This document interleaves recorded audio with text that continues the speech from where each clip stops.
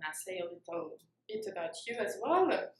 So she's an online English teacher. She's always had a knack for teaching. She left the world of uninspired work in 2016 to follow her dream of teaching English in another country, and she will tell us more about that later on. In January 2017, she began to teach online and now spends her days speaking with students all over the world. And so tonight she's gonna tell us more about how she came into online teaching, how she managed to design her life around it, how much more flexibility and freedom she has, and how she manages to create international opportunities. That's good enough? Thank you. She's a teacher. I'm off the clock. So can you tell us more about your background? What were you doing before being an English teacher? What was so uninspiring before you became a teacher? Yeah, so for many years I worked in a few different industries, one of them being in retail and doing retail management. I'd also worked in corporate training for a while. And that was really when things started to click for me about teaching. And I loved training, and I loved the travel part of it more than anything. But then I took a vacation to Peru in 2008. And I met a girl, she was trying to teach herself English. And so I was just kind of helping her along. And I kind of, at that point, said, I'd like to do this. But when the opportunity came the first time in 2009, I didn't take it. I got scared, the idea of leaving your life and the comforts, so I didn't do it. And so basically what happened was in 2015, I just had enough and I wanted to do something different. So my original plan was to take a couple months off, travel, and figure out what I would do next. And I went to a travel expo, and this was in Toronto. And I was just looking at different ideas, and I came across this one booth, an organization that did different programs. And they said, we have a Teach in Colombia program. I was like, okay, now you have my attention. And so they had a meetup, went to the meetup, I applied, and 6 months later, I was in Colombia teaching English. It was, yeah, it all happened so quickly, and it was pretty awesome. And what happened there? While I was there, so I was in a city called Armenia. It's in the middle of Colombia, which is in the middle of the coffee region. So as a coffee lover, that was amazing. And was teaching in a high school, and it was in a excuse me, it was in an area where they serve underprivileged children, and it's one of the poorer areas in the city. And so I got to interact with these kids and just kind of see things from a different perspective. Many of them don't appreciate the opportunity to learn another language, and I understand that from growing up in English Canada, and we were taught French in school, and many people did not appreciate that opportunity either. So I understood that, but many of them, they like the idea of having a foreigner there, right, and learning about the cultures and learning about Canada, and then you had the few who were really diligent about their English studies and took the time to learn. I had this one student, Santiago, and he made me laugh every day because he refused to do his work, but he watched Disney movies, and that's how he knew English. And so every day he would do something really crazy, and it was inspired by a Disney movie.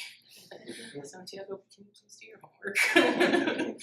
Please. But it was great. Yeah, so my contract ended in November 2006. I returned to Canada and decided I wanted to try teaching online. And so that's when that started in January. Okay. And so you were very first, you were very much interested in teaching. That was what was very important first, but then you decided to do online because you wanted to have more flexibility to travel again, or what was the main reason behind it? Well, part of it was because I could start quickly. Right? I had just come back. I didn't have a job when I came back. I had to kind of get myself situated. And I had interviewed for a position to go back overseas, but in Asia, and then I interviewed for the online. And then for Asia, I'd have to wait 5 months for the visa process and things. I was like, you know what, I need to start now. And I do not regret that decision at all, because now I get to teach and speak with people from all over, right? As opposed to just being in one locale. It's so interesting to see that when you got the first opportunity, you took a step back, and then when you finally decided to take another opportunity, it's like, I cannot stop there, and I have to take any other opportunity that's coming my way. Yeah. It's kind of like remembering you've missed this opportunity, and you lost a lot of time, and you don't know what would have happened had you taken it the first time. So I kind of don't want to miss opportunities now. So we left in 2016, am I right? Yes. And so 2 years have passed. What happened? Okay, so March 2016 is when I started, and came back November 2016. Then January 2017, I started teaching online. I was staying with some friends in just north of Toronto, and decided that that was not somewhere I wanted to stay, and realizing that I don't have to be anywhere. Like, I'm not dependent on a location. So I thought, well, go to Montreal. Improve the French. Now that I had a little bit of Spanish, I kind of felt a little bit of Canadian guilt. I'm like, this is great. So I came here to learn French or improve French or whatever, and just be in a different city. Now that I've experienced living in one other city and came back to Toronto, I was just like, this isn't quite fit. Go somewhere else. And I get it. That was the great thing, was that I could. And how does one start online? Like, I'm a teacher, okay, but then you just decide to go online, and how do you find clients? How do you set up your business? What are the key steps to actually make it a business? The easiest way is to apply to teach through different online schools. So I applied through there are a few big ones, right? So I applied with one of them. So Berlitz is one. They have physical and online, but they usually hire U.S. residents for their online. EF, Education First, is another big one. Yeah. Now these are ones that are catered to adults, right?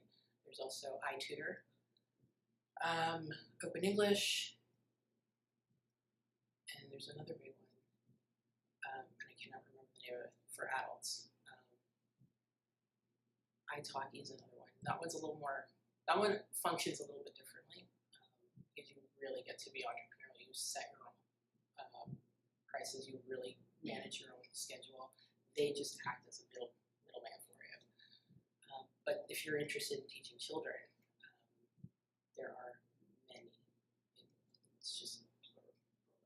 There are so many companies. Yeah, that sounds very complex. Like, there are many different avenues that you could actually choose. Yeah. Who were your clients? How did you choose that you wanted to work with that niche? I don't know if you call it a niche, but well, for me, I've always been more inclined to teach adults anyway. So that wasn't a no-brainer. That was a no-brainer for me. I'm not going to teach children. It requires a different set of energy, or a different amount of energy. You have to be an entertainer, and I'm just not. So that was an easy decision. So it's just a matter of looking at which ones cater to adults and when their peak times are. That's the other thing. When you're looking at global, most of your students, where they're going to be located. If they're located in Asia, you realize that peak times are going to be evening for them, which is 12 hours ahead. So you're up in the morning really early.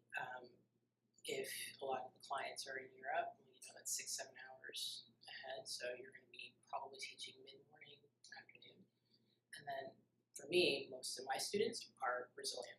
I would say probably about 80% of my students are Brazilian. And so we're practically at the same time, so it's just an hour difference. And a lot of them evenings, although some of them do like mornings. So the way that some of these other platforms work is there are two different ones. You open up availability in your schedule, and they will populate it with spots for private lessons or group lessons if they offer group lessons. The platform I work with has group and private, and then the private is split between a 20-minute lesson and a 40-minute. And you open up the availability, they populate it, and you can manage that way. And then students can see your schedule and just book slots. They can also contact you directly if they have your email address and ask if they can book a spot with you. So there's that. There are other ones, and some other ones that are very flexible, like italki, like Cambly, where they don't set any minimums, no maximums, or anything, so you can just kind of go on whenever you want. I like Cambly for filling in gaps, right? If I have a student that doesn't show up on the platform, I'll just, let me see who's over here, right? And just casually go on, and then they call you. And so on that one, that one's really interesting. I talked to a lot of Middle Eastern students on that one. So I've had some. Cambly, right? Sorry? On Cambly. On Cambly. Yeah. You've heard of Cambly? Yeah, I've heard of it. I actually registered on it, but it's been 3 months. And the process is like really long. Go back and try again. Okay.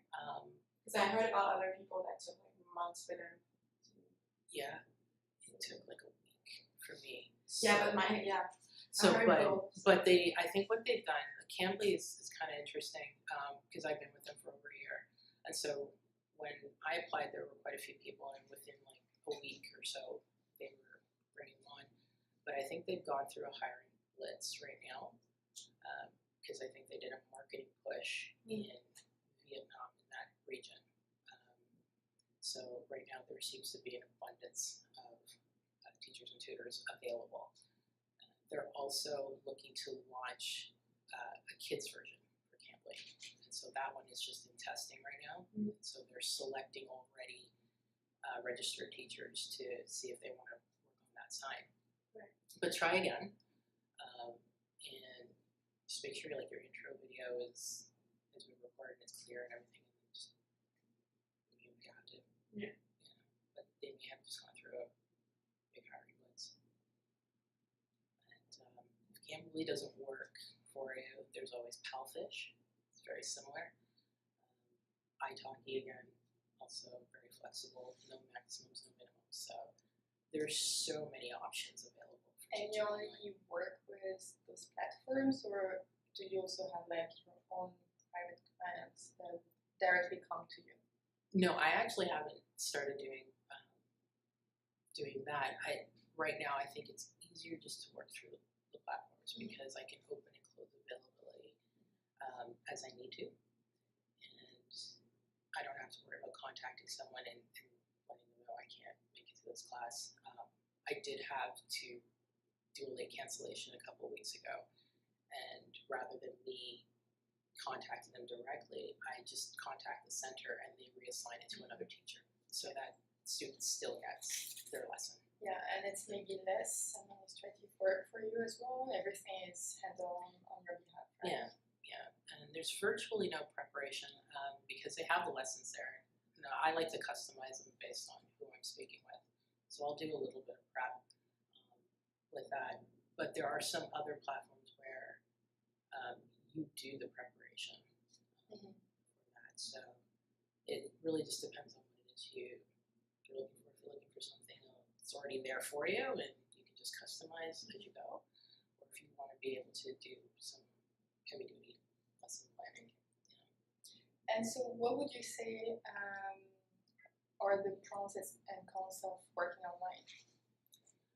The pros would be definitely the flexibility and just being able to talk to different people and get different perspectives on also the cultural differences too. So one of the things is my Brazilian students love to talk, which is great. I love it because that just means I get to listen and I just be careful of this preposition or be careful how you word this. Be careful of your pronunciation on this word. It sounds something else. But my students in Asia, I have to draw out their opinions, right? So it requires a little bit more creativity. Like, what do you think about this? And I know that's a cultural thing because in Asia, the way they approach teachers, it's, like so respectful. Like, just talk to me. But my Brazilian students, I don't have to worry. They just talk. It's wonderful. But so the cultural exchange for me is a big thing, and I really love that as a pro.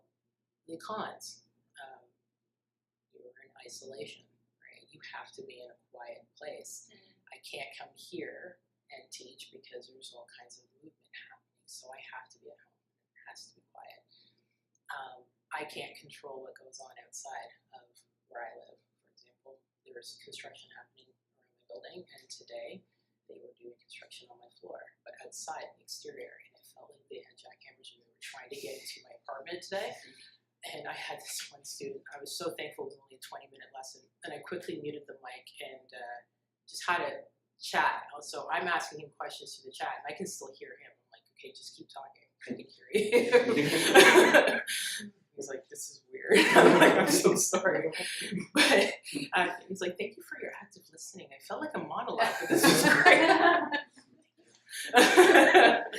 Maybe you should try that.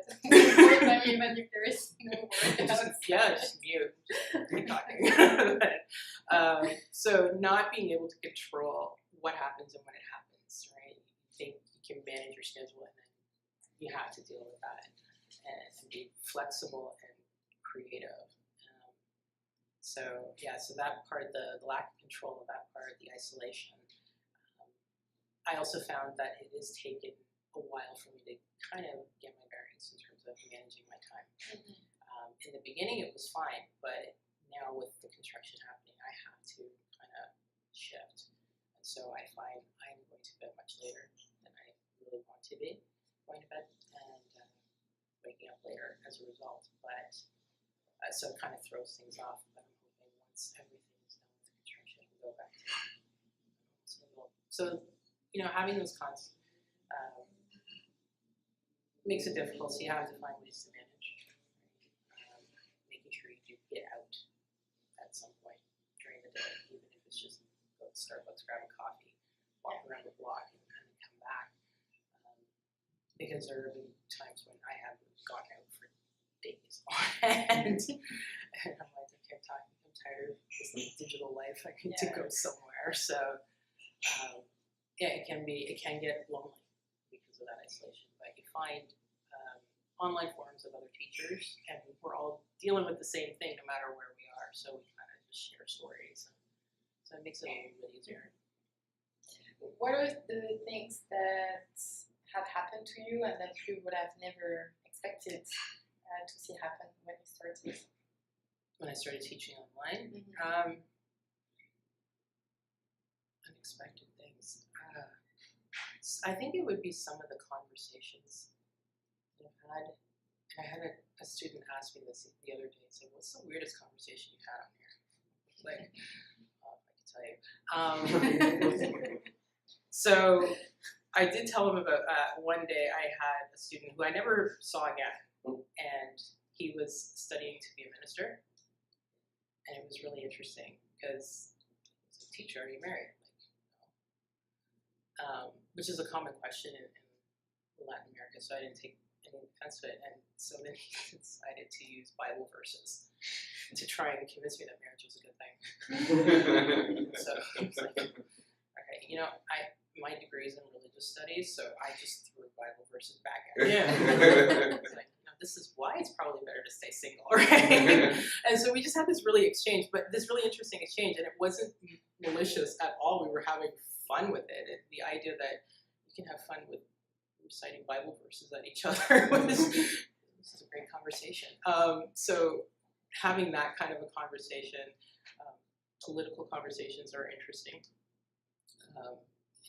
Brazil is going through a really interesting time there, and an election year, so all of them have to tell me about the the latest things that are happening, the latest corruption, and Yep. you get it too, right? So you hear it all the time.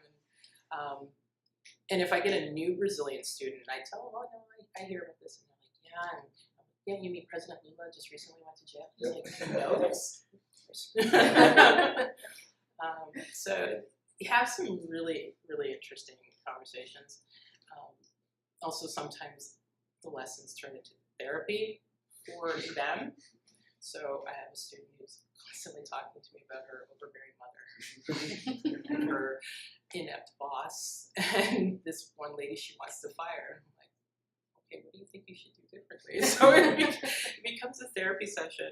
I'm still making corrections on their grammar. So I think I didn't expect it to be like that, and to have some students that after a while feel like friends. And I have a student who books every week, once or twice a week, and we don't do a lesson or anything, we just talk like we're sitting in a coffee shop. But I've never seen him. So even though it's video, we both have our video off. Right? And part of it, I think it's because video takes up so much bandwidth. And so some of the countries, their internet is not that stable. So he leaves it off so that he can't even receive video. So even if I turn my camera on, he won't see me. So it's just weird. I've been talking to the student for a year. I have no idea what it looks like.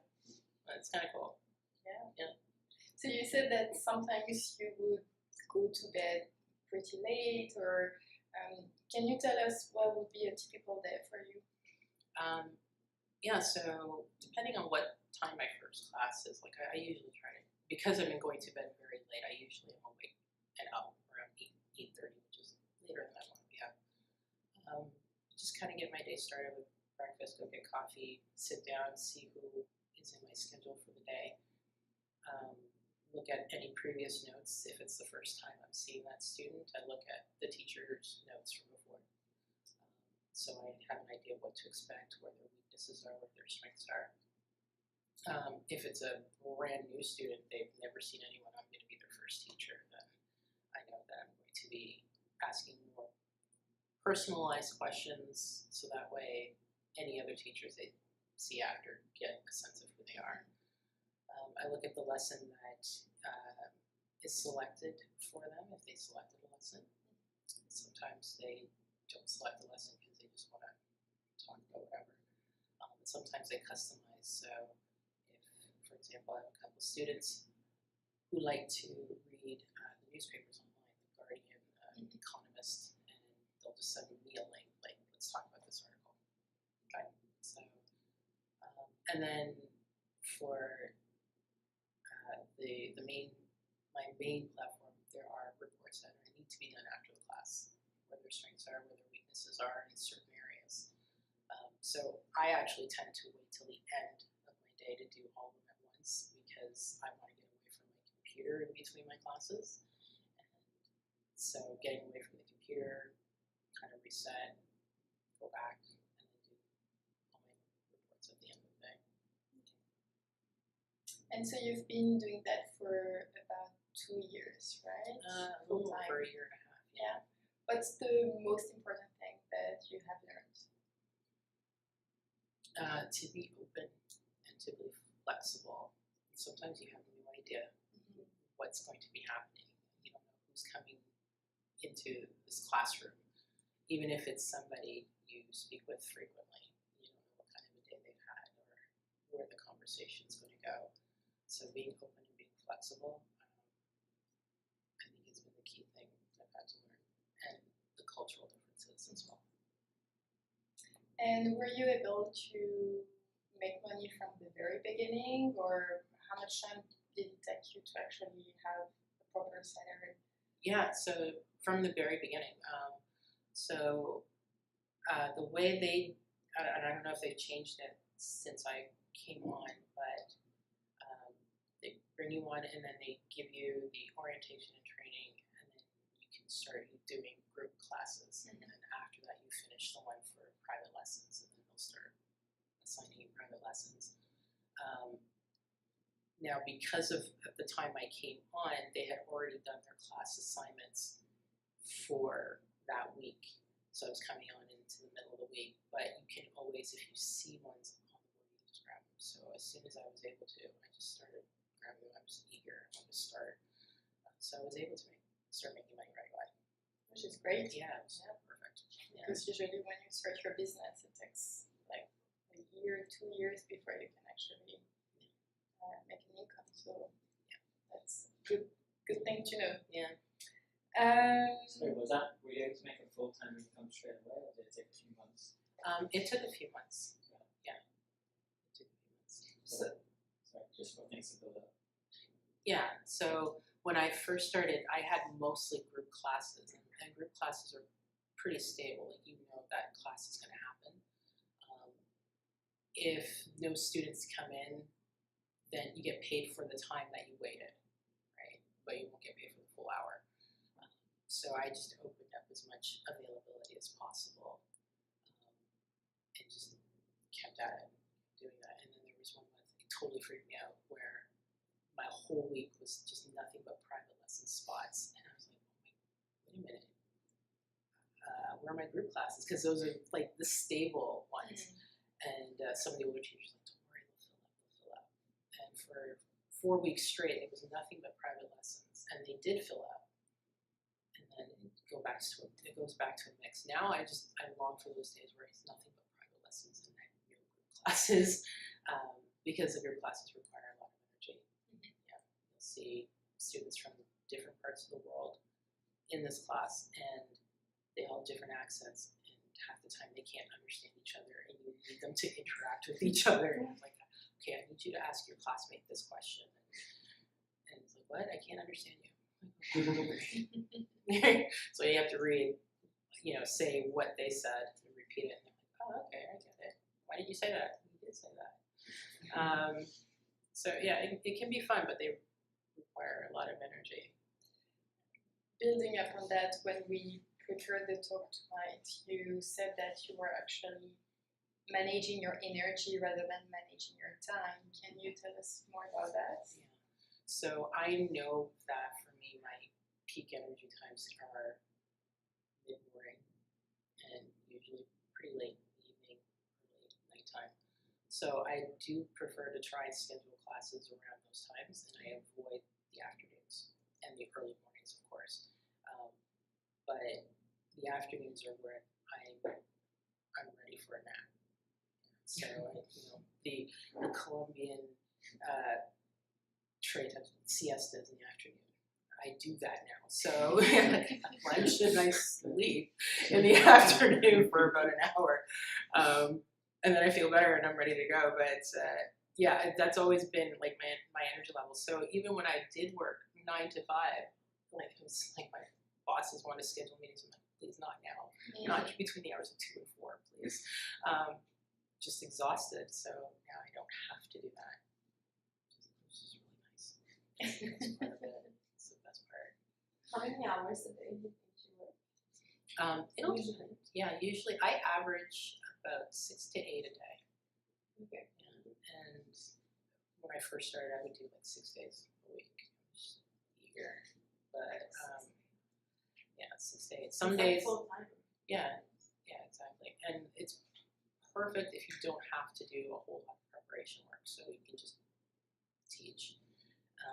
But if you have to do prep, then I probably wouldn't be doing that many hours in a day. So it's really good to be able to do that. But it's just structuring that day. Some days I do shorter, and then there are days when I've done a lot more hours. Like today I only taught 3 classes, but Sunday I taught 8, right, in a row. A couple weeks ago there was 9, so, but then the next day was 3. So, but it averages out about 6 to 8. And then it comes back to managing energy versus time. Yeah. So my Sundays are usually my busiest days, and they usually show up. So whenever I would open up Saturdays, and if I had a full day scheduled, I would probably see about 3 or 4 out of 8 or 9 spots that have been booked on a Saturday. Sunday, they all show up. I'm like, wait a second. Why do you do Wait a that to minute. me? But Monday, I don't start teaching till in the evening, so I make up for that full day. it really is bizarre. It's like, why are you all showing up now on that Saturday? But yeah, it's kind of interesting that happens. So it looks like things are going very well for you. What are your plans for the future? I would like to continue teaching, and how I do that, I don't know. I do miss in-person classroom teaching like I did when I was working in corporate training, so I would like to, at some point in the future, do something in person. How that looks, I don't know. I don't know if I would do it full-time. I still like the online part, but I'm not entirely sure how proceed in the future as well. You'll have to come back to let us know what will be the future plan. Yeah.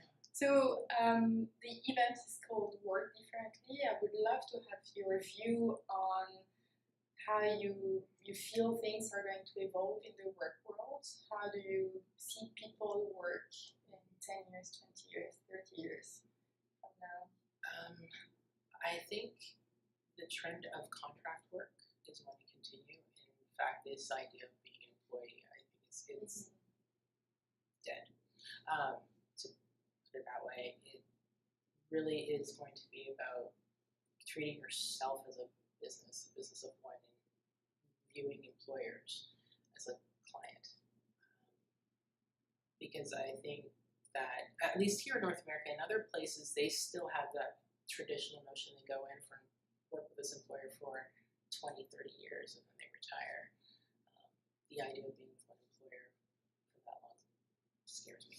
And it always has, but I think there's just too much of a turnover. People are looking at life differently.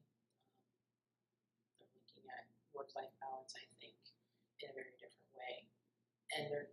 And I see like a new generation of people not interested in what previous generations were, right? They're looking at experience, life experience, as opposed to status, wealth, and that kind of thing. So I think it's going to be a lot of flexible work, a lot of contract work, and people will have to start looking at themselves as a business instead of as an employee.